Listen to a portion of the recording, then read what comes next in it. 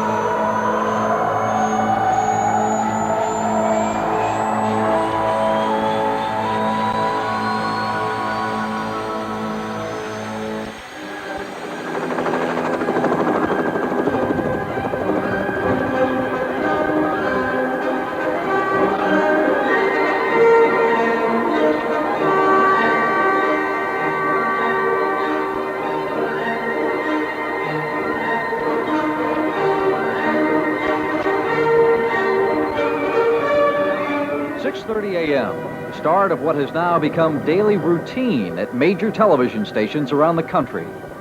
The helicopter and its operator, man and machine, up before the sun, neither with any inkling of what adventures they may share before this time tomorrow.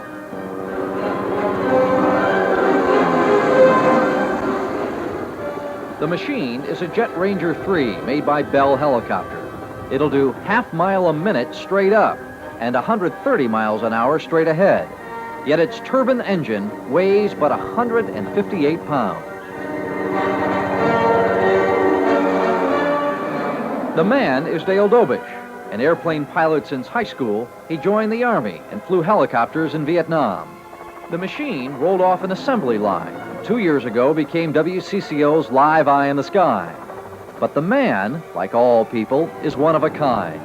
Beyond that, well, you decide where human stops and machine begins. I guess I look at myself as being the live eye in the sky. The helicopter is my means to be there.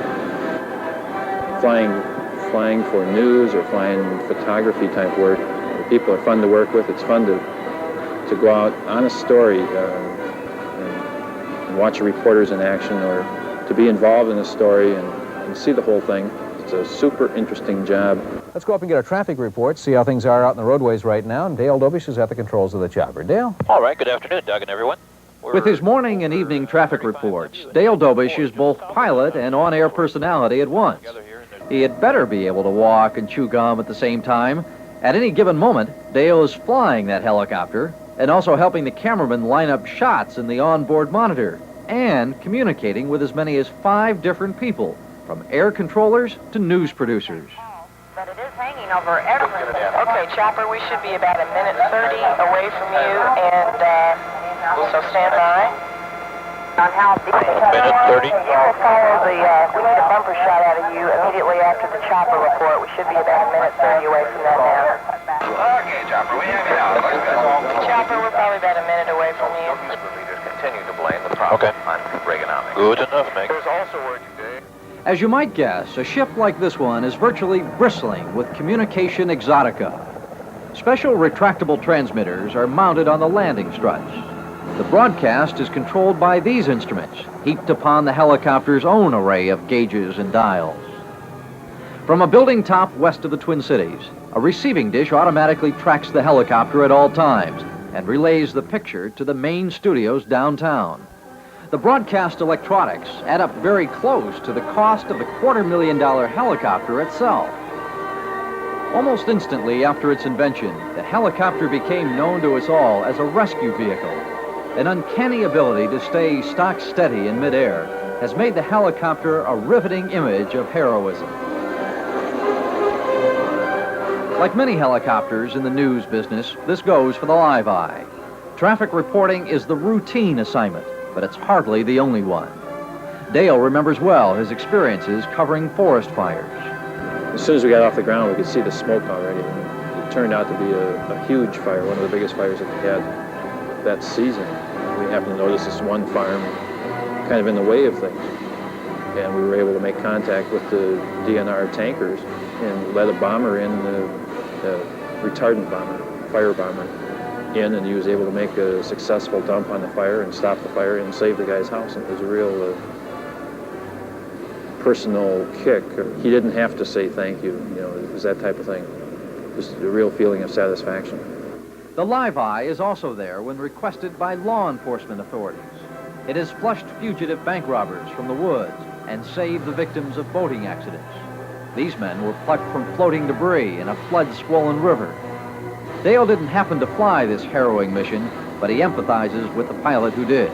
You're taking something with all these moving parts and putting it in a real small area that you're not familiar with at night. The river was surrounded by trees, so he went down and essentially made a landing just above the water, and you really couldn't see, but you know, just kind of, you do it because it had to be done at that time.